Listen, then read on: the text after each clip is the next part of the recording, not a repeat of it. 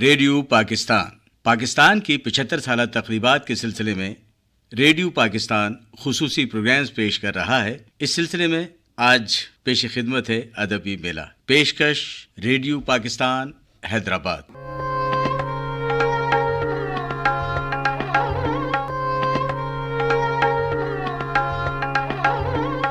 السلام علیکم۔ ادبی میلے کے ساتھ میں ہوں آپ کا میزبان اقبال قاضی۔ پاکستان کی 75 سالہ تاریخ میں ادب آج کس مقام پر ہے اور ادب سے ہی اس معاشرتی رویوں کا اندازہ ہوتا ہے، معاشرے کے رجحان، رکھ رکھاؤ، وفاداری کا اندازہ ہوتا ہے۔ اس موضوع پر بات کرنے کے لیے آج اپنے اسٹوڈیو میں ہم نے مدعو کیا ہے محترم پروفیسر ڈاکٹر شاداب احسانی صاحب، کراچی سے تشریف لائیں۔ آپ سابق صدر ہیں شعبہ اردو کراچی یونیورسٹی اور 20 سے زائد PhD کرا چکے ہیں، شاعر ہیں، ادیب ہیں، محقق ہیں، ناقد ہیں۔ ڈاکٹر نثار احمد نثار ماہر تعلیم، صحافی ہیں، شاعر ہیں، ادیب ہیں۔ آپ بھی کراچی سے تشریف لائیں۔ محترمہ سلمہ رضا سلمہ شاعرہ ہیں اور بزم یاران سخن کی کوآرڈینیٹر ہیں۔ ماہ نامہ خواتین نعتیہ محفل خواتین کی جنرل سیکریٹری ہیں۔ محترمہ شاہدہ عروج صاحبہ شاعرہ ہیں، افسانہ نگار ہیں اور نعتیہ ماہانہ محفل خواتین کراچی پاکستان کی صدر ہیں۔ محترمہ کنیز Fatima Urdu literary association international کی سندھ کی صدر ہیں، یعنی صوبائی صدر ہیں۔ اور ڈاکٹر مسرور احمد زئی، آپ کنٹرولر آف ایگزامینیشن ہیں، board of Intermediate and Secondary Education Hyderabad کے۔ ادب سے گہرا لگاؤ ہے، بہت بہترین مقرر ہیں، PhD کیا ہے، اردو پہ اتھارٹی سمجھے جاتے ہیں۔ گفتگو کا آغاز ہم کرنا چاہیں گے پروفیسر ڈاکٹر شاداب احسانی صاحب سے۔ ڈاکٹر صاحب، آپ فرمائیے گا کہ پاکستان میں ادب کہاں سے چلا تھا، اب کہاں پہنچا ہے، آج کیا صورتحال ہے؟ پہلے تو ہم ادب کی تعریف کر لیں۔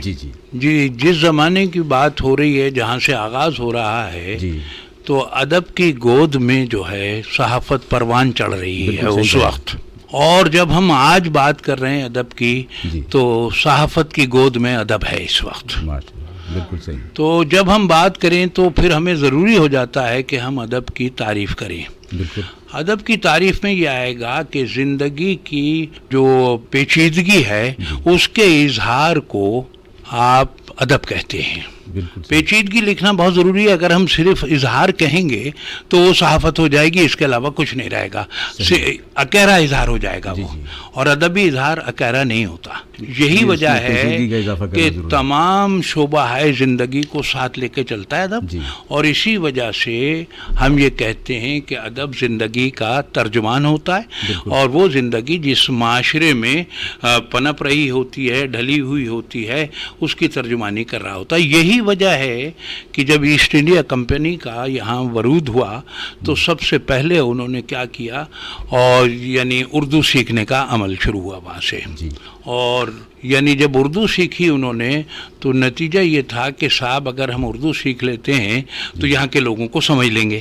یہ بنیادی ان کی فلسفی ہے، اور یہی وجہ ہے کہ انہوں نے اپنے کار پردازوں کو یہ کہا کہ جو اردو سیکھے گا اسے جناب ہم 20 پاؤنڈ اضافی دیں گے، اور جو فارسی سیکھے گا اسے 10 پاؤنڈ دیں گے۔ یہ ترغیب پیدا کرنے کے لیے جی کیسا ترغیب۔ اور یہ پاکستان پہلا جو یہاں پر ادب تخلیق ہونا شروع ہوا شروع میں 71 تک اگر ہم بات کریں تو وہ ہوا کہ جو کہ مطلب تشکیل پاکستان کے حوالے سے تھا۔ اچھا، اس میں اتنی ہیر پھیر نہیں تھی۔ اچھا، آپ ریڈیو کے آدمی ہیں، اگر آپ کو یہ جاننا ہو کہ وہاں کیا ہوا تو 48 سے آپ کا جو آہنگ نکلا ہے 58 تک، اس سے زیادہ ڈاکومنٹ نہیں ہے کوئی کسی کے پاس۔ بہت مستند ہے۔ کراچی میں جہانگیر پارک میں آپ کا پرائم منسٹر جو ہے تقریر کیا کرتا تھا، دونوں ایسٹ اور ویسٹ میں، ٹھیک ہے۔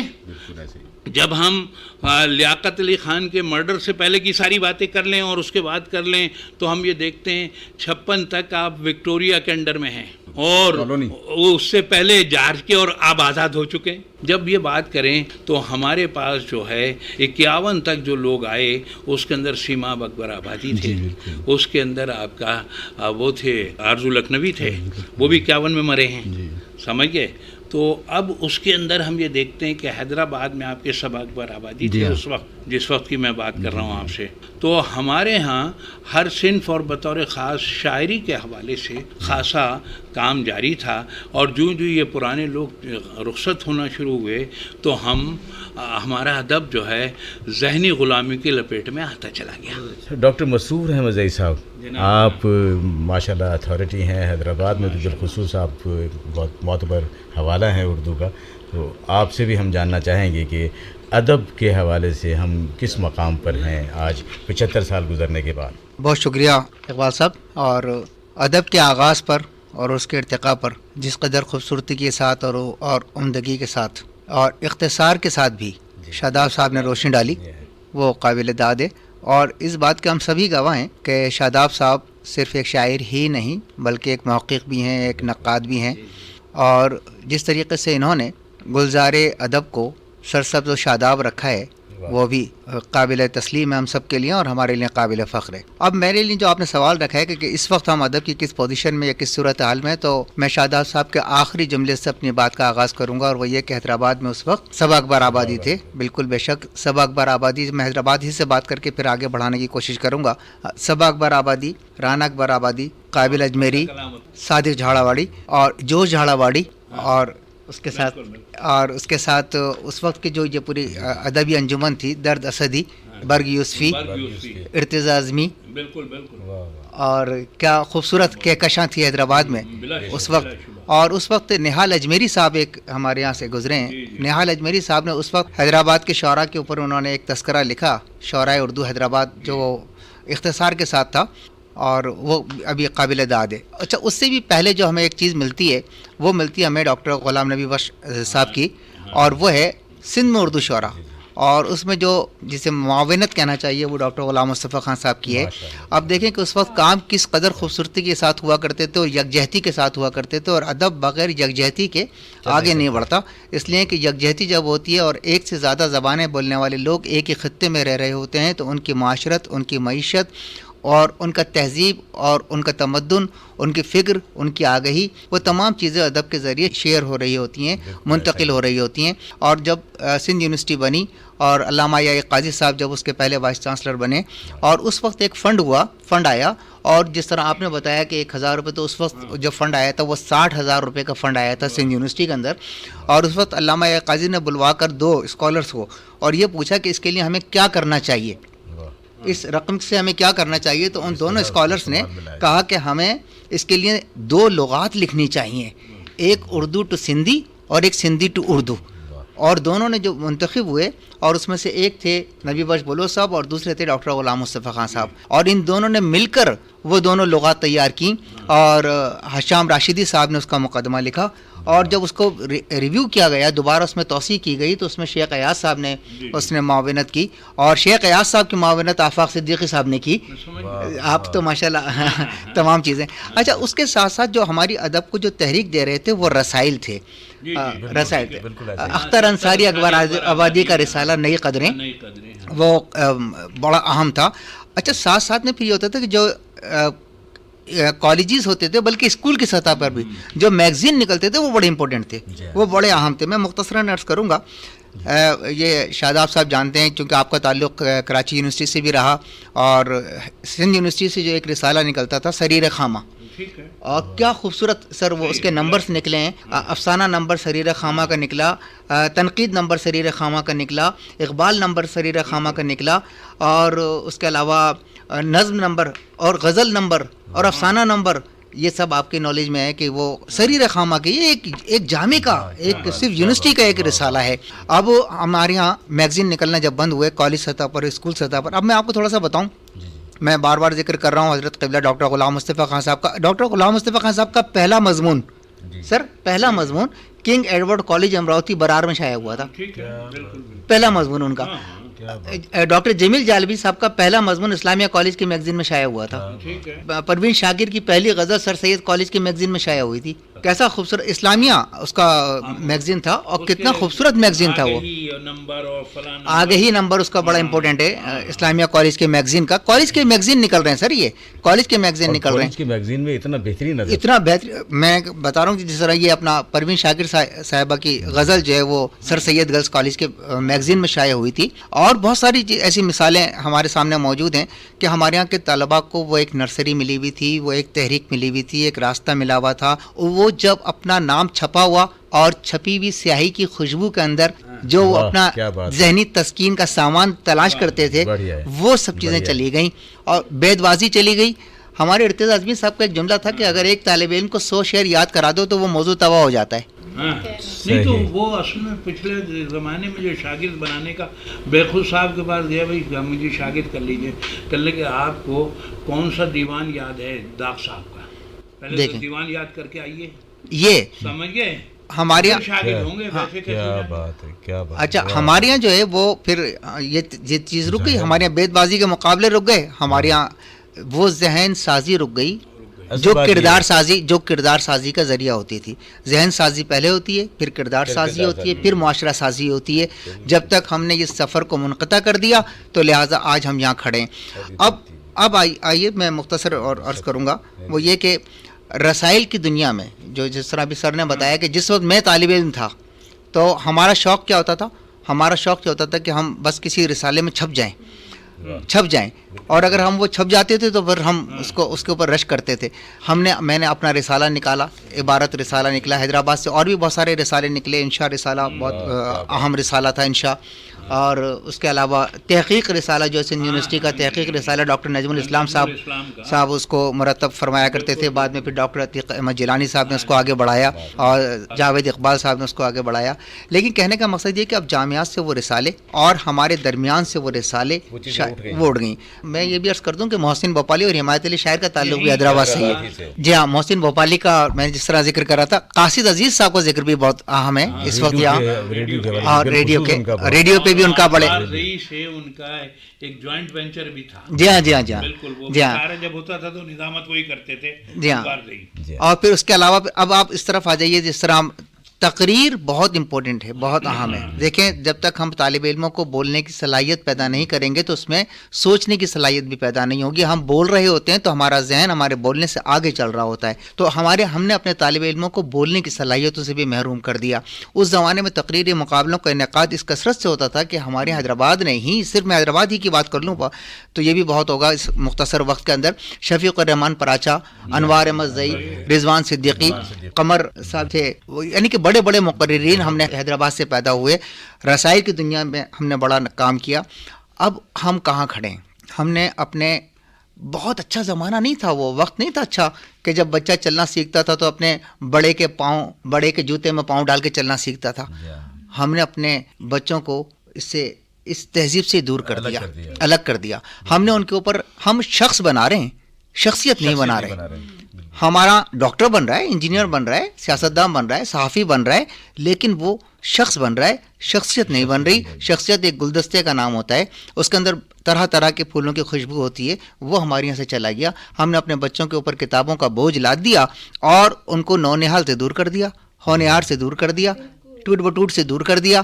جنگ اخبار کو پڑھنے کے لیے جب ہمیں آمادہ کیا جاتا تھا تو ہم ٹارزن کی کہانی سے شروع ہوتے تھے. آج کہاں ہے وہ، نہ ٹارزن نہ کہانی. تو جب ہم ان کہانیوں سے دور ہو گئے اور ڈائریکٹ ہم نے اپنے بچوں کو خبروں میں دھکیل دیا تو وہ خبر بن گئے، ادب رہ گیا، ادب خبر بن گیا. یہ صورت حال ہے. ہمیں صرف اتنا سا کرنا ہے، زیادہ نہیں. ہمیں تو باقاعدہ اچھا سر میں جو آپ کی بات میں آگے بڑھاتا ہوں. سر بات یہ کہ جس قوم کو آپ نے تباہ کرنا ہو اس کی تعلیم تباہ کر دی. بالکل ایسا ہی.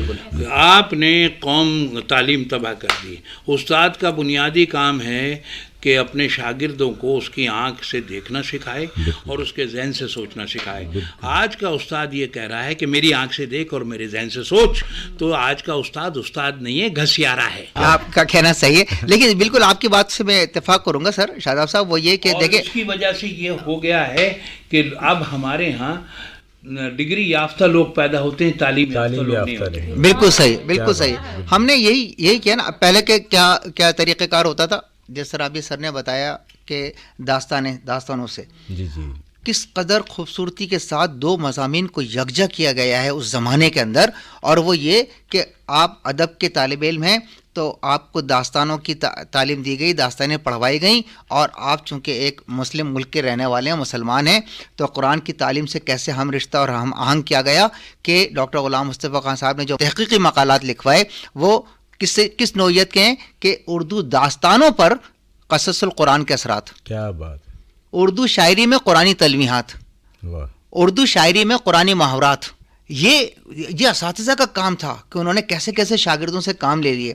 اب عالم یہ گا کہ مجھے مشفق خواجہ کا وہ جملہ یاد آ رہا ہے اور شاداب صاحب کی اجازت سے میں کہنا چاہتا ہوں، اور وہ یہ کہ اس زمانے کے ایم اے کے مقالات، مشفق خواجہ صاحب نے یہ لکھا ہے کہ اس زمانے کے ایم اے کے مقالات ایسے ہیں کہ وہ پی ایچ ڈی کے مقالات کے برابر رکھے جا سکتے ہیں، اور آج پی ایچ ڈی کے مقالات ایسے ہیں جن پہ کوڑوں کی سزا ہونی چاہیے، ان کو ڈگریاں دے دی جاتی ہیں. کیا بات، جو مشفق خواجہ صاحب کا جملہ ہے.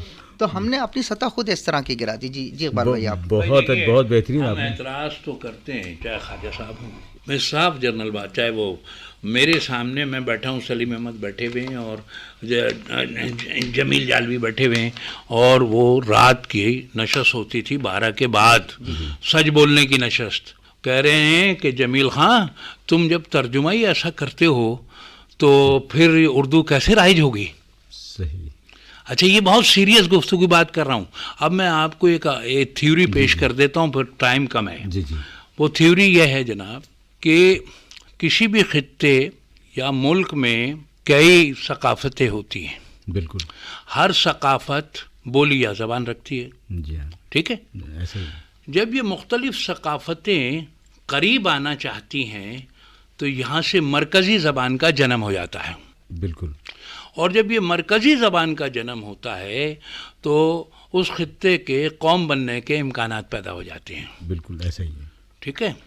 اور وہ ثقافتیں آپ نے دیکھا کہ انگریزی سینٹرل لینگویج ہے، اور اس کا بھی کام یہی ہے، فرانسیسی وہی ہے، یونانی وہی ہے، پرتگیز وہی، ساری زبانیں لگا لیجیے، اور وہ سب سینٹرل لینگویج ہیں، اور اطراف میں دیگر زبانیں بھی بولی جا رہی ہیں وہاں پر. کوئی ایسا خطہ نہیں ہے. ٹھیک ہے. سب کی اپنی اپنی زبانیں تو ظاہر ہے بولی جائیں. ٹھیک ہے. اچھا، جب یہ قوم بننے کے امکانات پیدا ہو جاتے ہیں تو یہاں سے اگلا اسٹیپ یہ ہوتا ہے کہ جب وہ قوم بن جاتی ہے تو یہاں سے اشرافیہ کے ٹوٹنے کا عمل شروع ہوتا ہے. یہاں سے جو آپ ساری زبانوں کا مطالعہ کر لیں، کہیں سے بھی آ جائیں. اچھا، جب وہ اشرافیہ ٹوٹتی ہے تو جب عوام کی خیر خبر ہوتی ہے، بہتری آتی ہے، اس سے پہلے نہیں آتی ہے. اچھا، اس بات کو ابن خلدون نے عصبیت کے باب میں لکھا ہے پہلے سے. اس نے کہا کہ یہ چھوٹی چھوٹی عصبیتیں جب مل جاتی ہیں تو ایک قوم بن جاتی ہے، اور یہ بکھر جاتی ہیں تو گروہ میں تبدیل ہو جاتی ہیں. تو ہماری خوش قسمتی یہ تھی کہ بہار میں میتھلی وہ کلچر جا رہا ہے. ٹھیک ہے. راجستھان میں مطلب ہے پڑھی بولی چلا جا رہا ہے. مطلب ہے کہنے کا یہ جو شور سنی پراکرت کا علاقہ ہے وہاں سے وہ آ گئی. سنیتی کمار چٹرجی ہو چاہے سدھیشور ورما ہو، ان کا مطالعہ اس اینگل سے کیا جانا چاہیے. اور پھر اگر جب آپ اس زاویے سے اس کو دیکھنا شروع کریں گے تو پھر یوسف بخاری دہلوی کو خراج تحسین پیش کرنا پڑے گا آپ کو. کیوں کرنا پڑے گا؟ 1834 میں انہوں نے کیا کیا کہ یہ ایسسمنٹ کرایا، مرقع اقوال و امثال ان کی کتاب چھپی بعد میں، کہ صاحب اردو کے اندر پنجابی محاورہ کتنا داخل ہوا، سندھی کتنی داخل ہوئی. جب اگر آپ سینٹرل لینگویج بنیں گے تو سارے کلچر کو مرکزی دھارے میں شامل کریں گے نا. اچھا، اب ہم کیا کر رہے ہیں؟ ہم تو یہ تو کام کر ہی نہیں رہے. جو زبان تعصب مٹانے آئی، قوم بنانے آئی، اسی سے تعصب کر رہے ہیں آپ. تو کیسے بنے گی بات؟ صحیح. کیا بنے بات؟ جہاں بات بنائے نہ بنے. کیا بات ہے، بہت اچھی بات ہے. اور بالکل صحیح کہا کہ وہ شخصیت، یہ بھی میں نے کہا کہ یہ ضروری ہے، اس بات کی ضرورت ہے. باقی تو منقولاتی نوعیت ہے وہ 75 سال والی، میں وہاں سے شروع ہوں گا اور آخر تک اصناف وار کہتا ہوا چلا جاؤں گا. جی بالکل. یہ اس لیے اس کو اوائڈ کر رہا ہوں. بالکل صحیح کہا آپ نے، اور یہ بات بالکل صحیح ہے کہ وہ شخصیت بنانی چاہیے. شخص تو مر جاتا ہے، شخصیت زندہ رہتی ہے. سو محترمہ کنیز فاطمہ صاحبہ سے ہم جاننا چاہیں گے، آپ ہیں Urdu literary association international کی صوبائی صدر. اس حوالے سے، آج کے موضوع کے حوالے سے اپنے خیالات کا اظہار فرمائیں.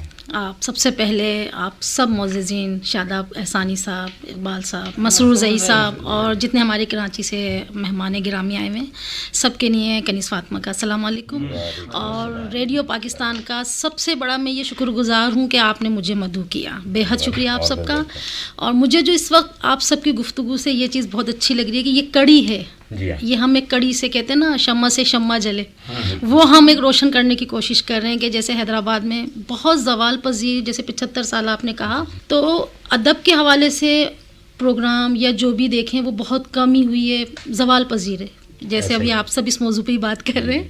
اور کہتے ہیں نا چھوٹا منہ بڑی بات، آپ جیسے لوگوں کے سامنے، میں تو طفل مکتب ہوں، میں تو سیکھ رہی ہوں ابھی، اور سیکھنے کی کوئی عمر نہیں ہوتی، آپ مرتے دم تک سیکھتے ہیں. لیکن ایک بات مجھے ان کی مسرور زئی صاحب کی بات اتنی اچھی لگی کہ اس زمانے میں صحیح کہا آپ نے، ہم نونہال، ہم نے، ہمارے بابا نے یہ منتھلی ہمیں لگائے ہوئے تھے، یقین کریں، بچوں کا جنگ، اور ہم ویٹ کرتے تھے. چاچا، میں اپنے ابو کو چاچا کہتی تھی، چاچا وہ رسالہ لیتے ہوئے آئیے گا، اس میں بڑا حصہ ہے ہمارے کتابوں کا، پڑھنے کا. سوشل میڈیا کا دور ہے، بچوں کو ہم نے دور کر دیا ہے. اچھا، اس میں کیا ہوتا ہے، آپ موبائل پہ تو آپ کمپیوٹر پہ کتاب پڑھیں، لیکن جو آپ کو تسکین، جو روح کو قرار، آپ کو کتاب ہاتھ میں لے کے مزہ آئے گا نا، وہ بیٹھ کے پڑھنے میں نہیں آئے گا. اب گوگل پہ اگر آپ پڑھ رہے ہیں، سرچ کر رہے ہیں، اس کے بعد وہ لائٹ رہی ہے یا کوئی بھی ہوا ہے، وہ ہم نہیں پڑھ سکتے. ایک تسلسل، آپ انتشار کی کیفیت میں رہتے ہیں. میں نے تو یہ دیکھا ہے، موبائل یا کمپیوٹر پہ پڑھیں. تو مسرور زئی کی بات سے نا مجھے تو اپنا بچپن یاد آ گیا. یقین کریں، ٹوٹ بٹوٹ اور وہ نونہال، بچوں کا باغ، اس میں ہم لطیفے پڑھتے تھے، اور وہ گھر بنانے بھی ہوا کرتے تھے. اس میں ہم یعنی اتنا انتظار ہوتا تھا ہمارے بچوں کو. اب وہ رسائل، یہ تو بچے ہنستے ہیں، کون سے اخبار جہاں کچھ، مطلب بچوں کو اب وہ نہیں ہے. ہاں کنیز صاحبہ، آپ کی بات کو میں تھوڑا سا نہیں بالکل بات مجھے ایک دم یاد آ گئی آپ کی بات سے، اس لیے میں آگے بڑھا رہا ہوں. جس طرح آپ نے نونہال وغیرہ کا ذکر کیا اور کہا کہ یہ گوگل وغیرہ پہ ہم کتاب دیکھ لیں، لیکن کتاب کی جو ایک تسکین ہوتی ہے کتاب ہاتھ میں لے کر، تو مجھے یاد آ گیا سید ارتضیٰ اعظمی صاحب کی بات ایک یاد آ گئی. اعظمی صاحب ایک بات کہتے تھے کہ اچھا، عشقی صاحب ڈاکٹر عشقی صاحب نے بھی ایک بات کہی تھی کہ کتاب جو ہے، کتاب کی اپنی ایک حرارت ہوتی ہے. یہ بالکل عشقی صاحب کا یہ جملہ ہے کہ کتاب کی اپنی ایک حرارت ہوتی ہے. اور اعظمی صاحب نے کہا کہ صفحے کی حقیقت کچھ بھی نہیں، ہوا اس کو لیے اڑے اڑے پھرتی ہے، لیکن اگر وہ کتاب کی بندش میں آ جائے تو صدیوں محفوظ رہتی ہے. پھر میں عشقی صاحب کی طرف آؤں گا، اور انہوں نے یہ فرمایا عشقی صاحب نے ایک مرتبہ، کاغذ کی کیا حقیقت، لیکن اگر کاغذ پر قرآن چھپ جائے تو وہ کاغذ قرآن کیا کہنے، سلامت رہیں بھائی، وہ کاغذ قرآن ہو جاتا ہے. اچھا، جب اس کے چاہے وہ کتنی بھی حصے میں چھپاؤ، باقی حصہ تو خالی ہے، آنکھوں سے لگایا جائے گا، بالکل خالی حصے، حاشیے کی بھی فضیلت وہی ہے گی جو اس چھپے ہوئے حصے کی ہوتی ہے. عشق صاحب نے فرمایا کہ وہ کاغذ کچھ بھی نہیں، لیکن جب اس پہ قرآن چھپتا ہے تو وہ پورا کاغذ قرآن ہو جاتا ہے، مقدس ہو جاتا ہے. تو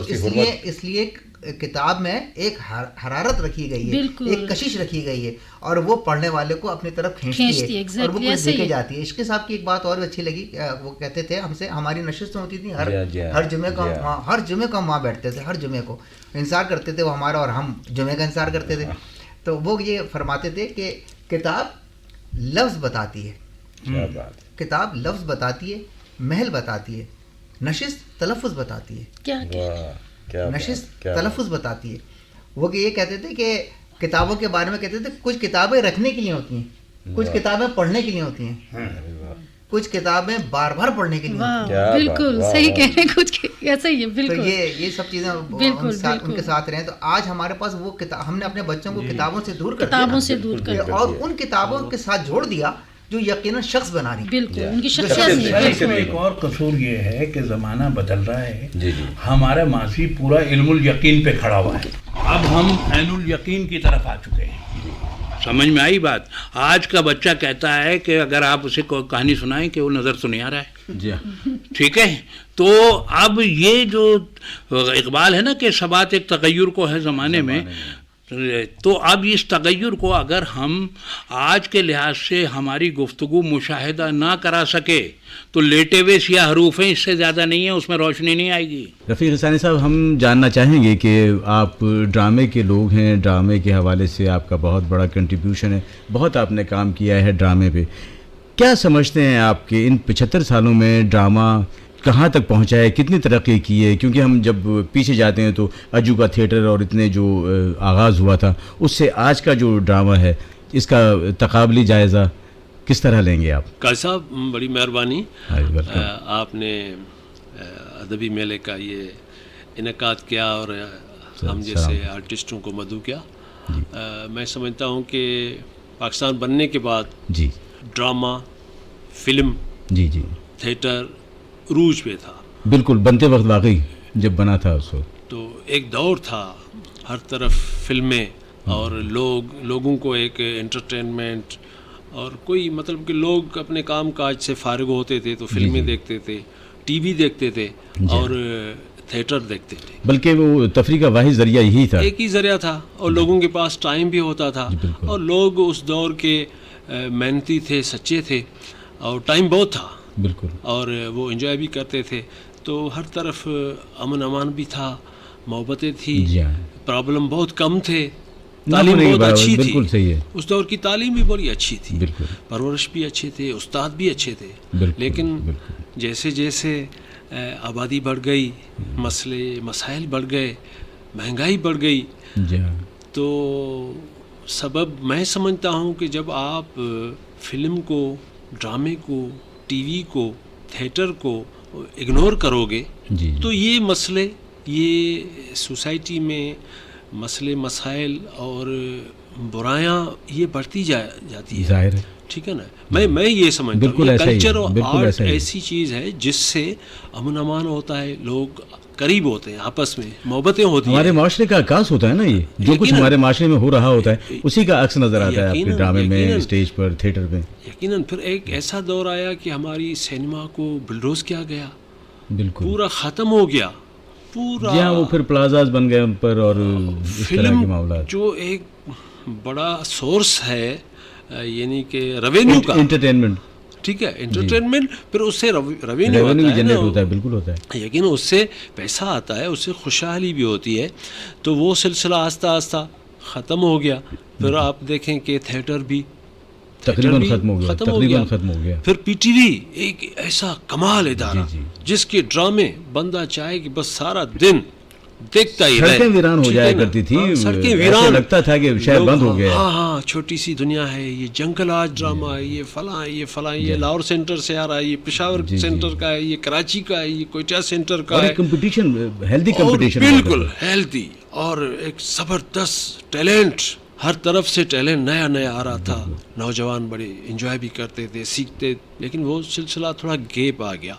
پھر آپ دیکھیں کہ 2000 کے بعد آہستہ آہستہ تھوڑا معاملات بہتر ہو رہے ہیں, کچھ بہتری آ رہی ہے, کچھ اب تو خاصا بہتر ہو گیا. کچھ ظاہر ہے سوشل میڈیا کا دور ہے, ٹائم کسی کے پاس نہیں ہے. اگر آپ کے پاس کوئی اچھا ڈرامہ ہے, کوئی اچھی فلم ہے, تو لوگ اس کو ایکسیپٹ کریں گے, قبول بھی کریں گے, اور اس کو لائک بھی کریں گے, اس کو دیکھنے کے لیے اپنا ٹائم نکال کے جائیں گے. تیز ہے رفتار, ایسی ہے, کمال ہے, کچھ چیز کنٹرول کرنا بڑا مشکل ہو رہا ہے.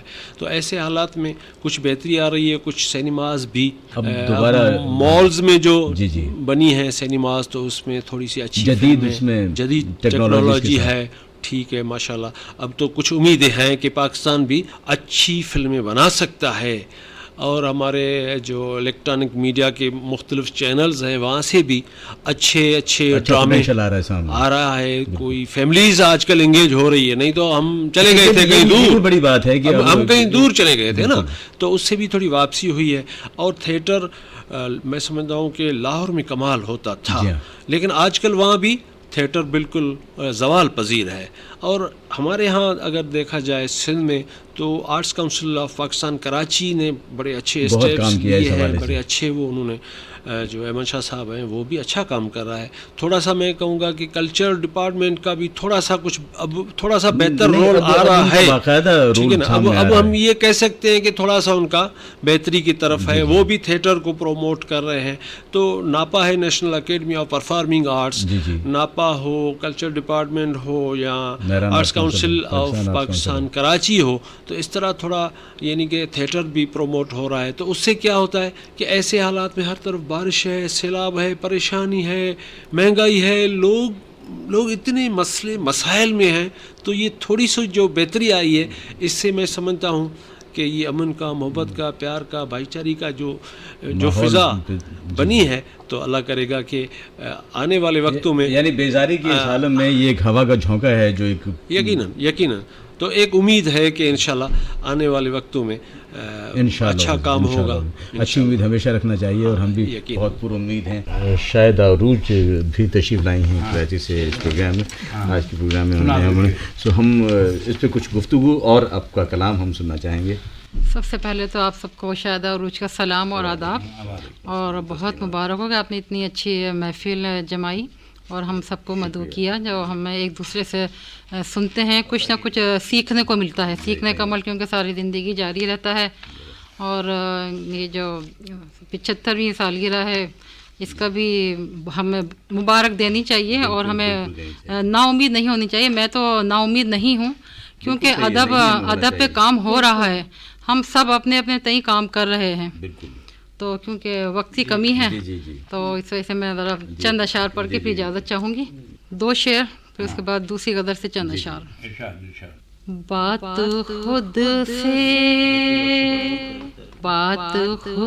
سے رات بھر ہوتی رہی،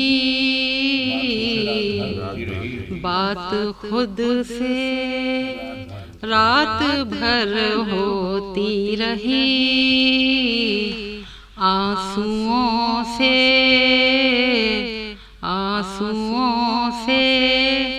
آنکھ تر ہوتی رہی، گردش حالات سے لڑتے رہے، گردش حالات سے لڑتے رہے، زندگی یوں ہی بسر ہوتی رہی. شکریہ. غدر سے چند اشعار تحت میں. سوز جنون نے آنکھ سے بہنا سیکھ لیا، سوز جنون نے آنکھ سے بہنا سیکھ لیا، ہم لوگوں نے آخر جینا سیکھ لیا، ہم لوگوں نے آخر جینا سیکھ لیا. لوگوں تم نے خود پر کیسا ظلم کیا، لوگوں تم نے خود پر کیسا ظلم کیا، خاموشی سے ظلم کو سہنا سیکھ لیا، خاموشی سے ظلم کو سہنا سیکھ لیا. شام سے پہلے منزل پر وہ پہنچ گئے، شام سے پہلے منزل پر وہ پہنچ گئے، جن لوگوں نے دھوپ میں چلنا سیکھ لیا، جن لوگوں نے دھوپ میں چلنا سیکھ لیا. نئے نئے وہ رستے کیسے ڈھونڈے گا، مسرور صاحب سنیے گا ذرا. نئے نئے وہ رستے کیسے ڈھونڈے گا، نقش قدم پر جس نے چلنا سیکھ لیا، نقش قدم پر جس نے چلنا سیکھ لیا. دیر لگی پر تم کو مبارک ہو لوگو، دیر لگی پر تم کو مبارک ہو لوگو، آنکھ چرا کر تم نے گزرنا سیکھ لیا، آنکھ چرا کر تم نے گزرنا سیکھ لیا. سوز جنوں نے آنکھ سے بہنا سیکھ لیا، ہم لوگوں نے آخر جینا سیکھ لیا. بہت شکریہ. کیا بات ہے، واہ واہ، بہت اچھا. اس کے ساتھ ہی ہم گزارش کریں گے محترمہ سلمیٰ رضا سلمیٰ صاحبہ سے. آپ شاعرہ بھی ہیں اور بزم یاران سخن کی کوآرڈینیٹر ہیں، ماہنامہ خواتین نعتیہ محفل خواتین کی جنرل سیکریٹری ہیں محترمہ سلمیٰ رضا سلمیٰ صاحبہ. جی السلام علیکم، آپ سب کو سلام میرا، اور بہت شکریہ کہ آپ لوگوں کی نے ہمیں یہاں پہ مدعو کیا، اس کے لیے بہت شکر گزار ہیں. بہت مبارکباد میں دیتی ہوں. وقت کی کمی کے باعث بس چند اشعار میں پیش کروں گی. ہم تو اخلاص و محبت پہ یقین رکھتے ہیں، ہم تو اخلاص و محبت پہ یقین رکھتے ہیں، دل سے کرتے ہیں وفا اور جفا کچھ بھی نہیں، دل سے کرتے ہیں وفا اور جفا کچھ بھی نہیں. نفرتوں اور عداوت سے بہت دور ہیں ہم، نفرتوں اور عداوت سے بہت دور ہیں ہم. دامن دل میں دعاؤں کے سوا کچھ بھی نہیں، دامن دل میں دعاؤں کے سوا کچھ نہیں. ایک غزل کے چند اشعار پیش کرتی ہوں. طوفان جسے نہ ڈھا سکے میں ایسا مقام ہوں، طوفان جسے نہ ڈھا سکے میں ایسا مقام ہوں، گرتی ہوئی دیوار سنبھالوں میں وہ ماں ہوں، گرتی ہوئی دیوار سنبھالوں میں وہ ماں ہوں۔ بہت شکریہ۔ ہے مجھ کو یقین مجھ میں بسا ہے میرا اللہ، ہے مجھ کو یقین مجھ میں بسا ہے میرا اللہ، وہ میرا خدا اور میں مجنون نہاں ہوں، وہ میرا خدا اور میں مجنون نہاں ہوں۔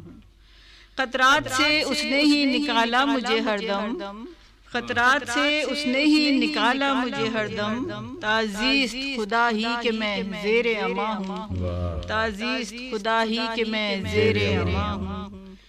میں عشق حقیقی میں سرشار ہوں سلمہ، میں عشق حقیقی میں سرشار ہوں سلمہ، پوشیدہ ہوں میں سب سے مگر اس پہ آیا ہوں، پوشیدہ ہوں میں سب سے مگر اس پہ آیا ہوں۔ میں عشق حقیقی میں سرشار ہوں سلمہ، پوشیدہ ہوں میں سب سے مگر اس پہ آیا ہوں۔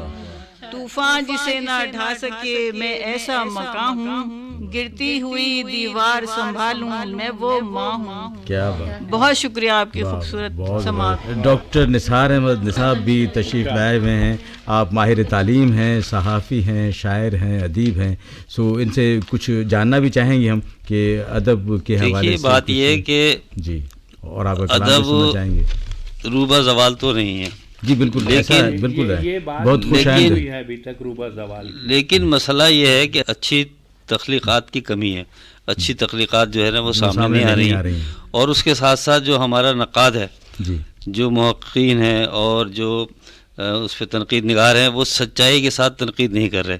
اچھی تنقید ہوتی ہے تو اچھا ادب جو ہے فروغ پاتا ہے۔ تو ادب کے اندر اب معاملہ یہ ہے کہ اچھا ادب اس لیے بھی تخلیق نہیں ہو پا رہا کہ ہم سچائی کے ساتھ تنقید نگاری نہیں کر رہے۔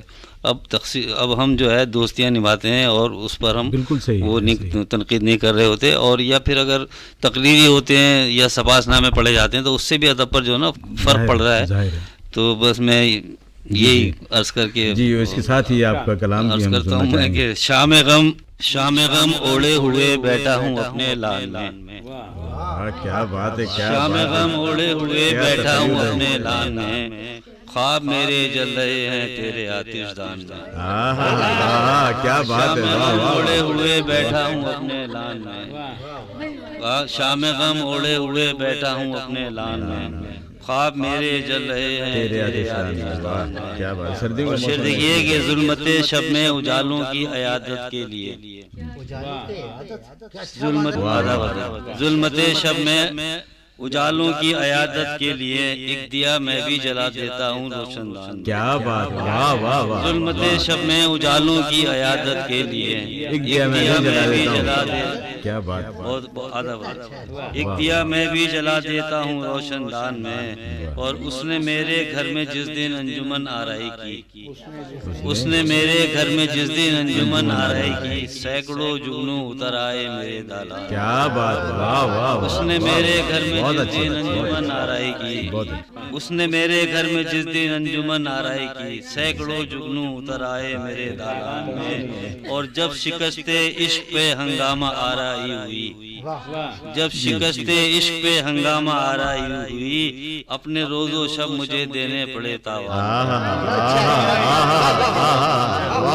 جب شکست عشق پہ ہنگامہ آرائی ہوئی، جب شکست عشق پہ ہنگامہ آرائی ہوئی، اپنے روز و شب مجھے دینے پڑے تاوان۔ کیا بات، اور ایڑیاں رگڑی جب اس نے اپنے رب کے سامنے، ایڑیاں رگڑی جب اس نے اپنے رب کے سامنے، آب زمزم ہو گیا آباد ریگستان میں، واہ واہ واہ، ایڑیاں رگڑی جب اس نے اپنے رب کے سامنے، آب زمزم ہو گیا آباد ریگستان میں، اور حوصلہ دیتا ہوں میں بھی رہروان شوق کو، حوصلہ دیتا ہوں میں بھی رہروان شوق کو، سایہ دیوار ہوں میں دھوپ کے میدان، کیا بات، حوصلہ دیتا ہوں میں بھی رہروان شوق کو، سایہ دیوار ہوں میں دھوپ کے میدان میں، اور شہر بھر کی تتلیاں آتی ہیں میرے پاس بھی، شہر بھر کی تتلیاں آتی ہیں میرے پاس بھی، ہر طرح کے پھول ہیں شامل میرے گلدان کیا بات ہے. شہر بھر کی تتلیاں آتی ہیں میرے پاس بھی، ہر طرح کے پھول شامل ہیں میرے گلدان میں. اور شعر دیکھیے کہ عکس اپنے دیکھ اپنے حال و مستقبل سنوار،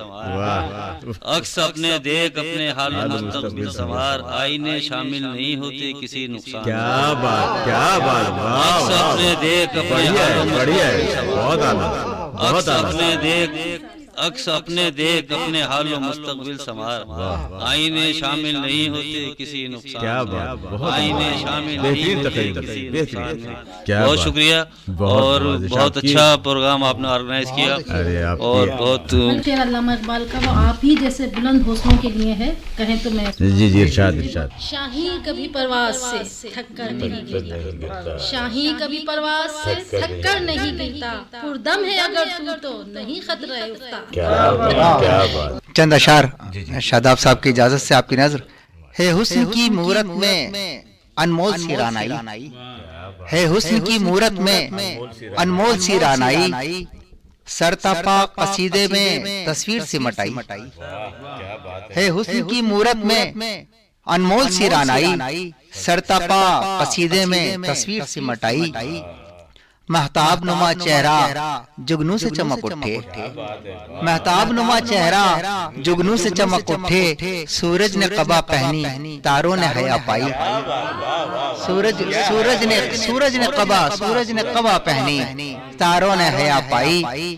اظہار تمنا تھا جزدان تخیل میں. شدا صاحب آپ کی نظر.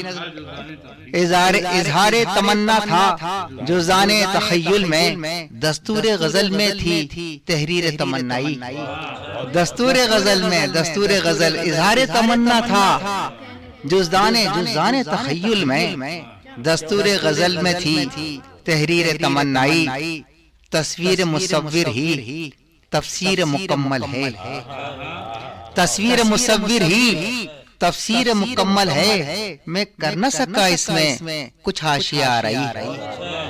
تصویر مصور ہی تفسیر مکمل ہے، میں کر نہ سکا اس میں کچھ حاشیہ آرائی. مہتاب نما چہرہ جگنو سے چمک اٹھے، سورج نے قبا پہنی تاروں نے حیا پائی. انجانے پن کے اس نے بہانے بنا لیے، انجانے پن کے اس نے بہانے بنا لیے. ہم نے بھی درد ہجر کے آنسو چھپا لیے، واہ واہ واہ، ہم نے بھی درد ہجر کے آنسو چھپا لیے.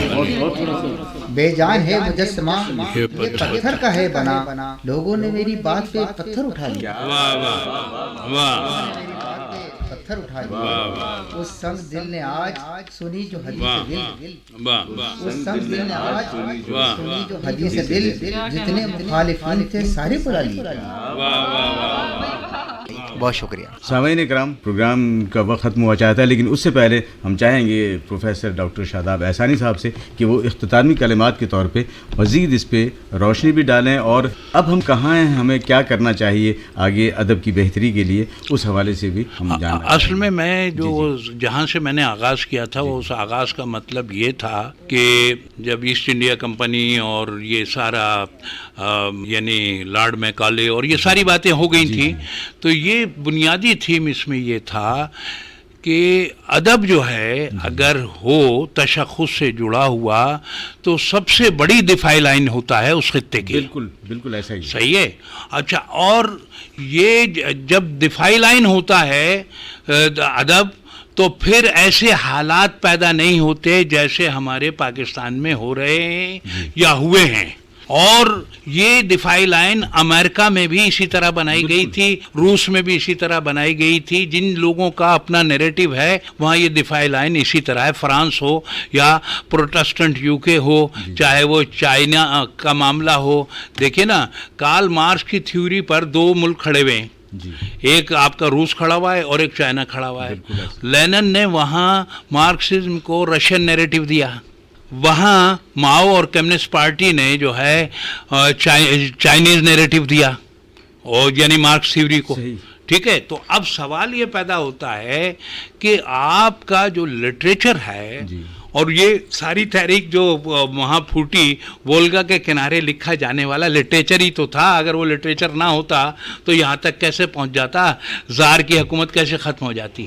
تو بہرحال تو ہم اگر دفاعی لائن ہے تو کیا ہوگا آنے والے کل میں, دفاعی لائن اگر ہمارا ادب بنے گا تو صرف یہ بات پیدا ہوگی کہ جو ہم آج سماعتوں کے لیے لکھ رہے ہیں, پہلے ہم سماعتیں پیدا کر رہے تھے, اب ہم سماعتوں کے لیے لکھ رہے ہیں, تو ہمیں سماعتیں پیدا کرنی پڑیں گی اور اس سے جڑا ہوا ہمارا تشخص دفاعی لائن بن کے آگے بڑھ جائے گا. بہت شکریہ سر. آپ نے درخواست کریں گے, ہم سب کی بڑی درخواست ہے کہ آپ اپنے کلام سے بھی کلام محفل کو نوازیں جناب. ہم تشنا نہیں رہنا چاہتے. اچھا جناب, تو میں آپ کو کوئی ایسی چھوٹی سی غزل آ جائے نا. ہر حقیقت کا خواب ہوتا ہے, ہر حقیقت کا غنچہ کھل کر گلاب ہوتا ہے. ہر حقیقت کا خواب ہوتا ہے, غنچہ کھل کر گلاب ہوتا ہے میسر مجھے چراغ مگر آفتاب آفتاب ہوتا ہے میسر مجھے چراغ مگر آفتاب. دیکھ کر بھی نہ دیکھنا اس کا, دیکھ کر بھی اجتناب اجتناب ہوتا ہے. دیکھ کر بھی نہ دیکھنا اس کا اجتناب اجتناب ہوتا ہے. وہ جسے چاہے منتخب کر لے, وہ جسے چاہے منتخب کر لے. انتخاب انتخاب ہوتا ہے, انتخاب انتخاب ہوتا ہے. دل تیرے نام کر دیا شاداب, انتصاب انتصاب ہوتا ہے. کیا بات ہے. تو دو چار شعر اور سنا دیتا. میں اپنا محاسبہ کروں گا, میں اپنا ہر حال میں خوش رہا کروں گا. میں اپنا محاسبہ کروں گا, ہر حال میں خوش رہا کروں گا. وہ ظلم کرے گا مجھ پہ کتنا, اس بار میں سامنا کروں گا. وہ ظلم کرے گا مجھ پہ کتنا, اس بار میں سامنا کروں گا.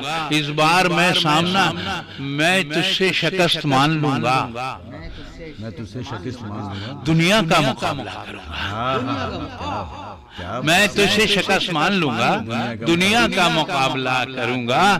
اس بلب کی روشنی تو کم ہے, اس بلب کی روشنی تو کم ہے, خود سے ہی جلا بجھا کروں گا, خود سے ہی جلا بجھا کروں گا. اس بلب کی روشنی تو کم ہے, خود سے.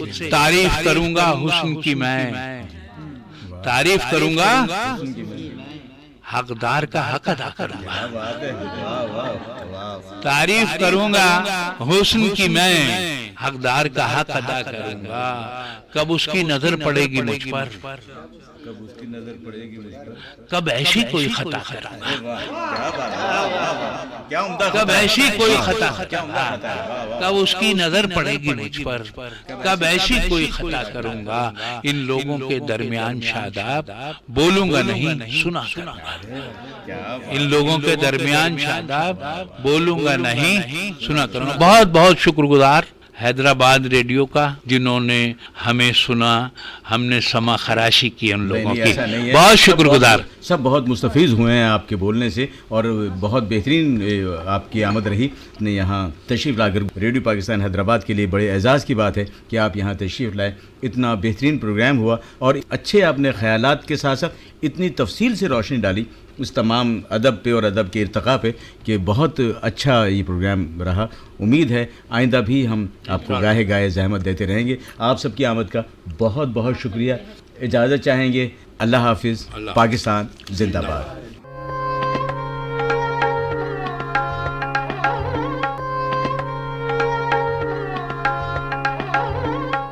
سامعین, ابھی آپ پاکستان کی 75 سالہ تقریبات کے حوالے سے خصوصی پروگرام ادبی میلہ سن رہے تھے. شرکا تھے پروفیسر ڈاکٹر شاداب احسانی, سابق صدر شعبہ اردو کراچی یونیورسٹی, ڈاکٹر نثار احمد نثار, ماہر تعلیم, صحافی, شاعر اور ادیب, Muhammad Rafiq Isani, director stage drama, Salma Raza Salma, شاعرہ اور coordinator Bazm Yaran, Kaneez Fatima, Urdu literary association international کی صوبائی صدر doctor Masroor Ahmadzai, controller of examination, Board of Intermediate and Secondary Education Hyderabad, Syed Fayyaz ul-Hasan, معروف صحافی، شاہدہ عروج خان، شاعرہ اور افسانہ نگار۔ میزبان تھے اقبال قاضی، معاون عامر عباس، پروڈیوسر محمد عارف، پیشکش ریڈیو پاکستان حیدرآباد۔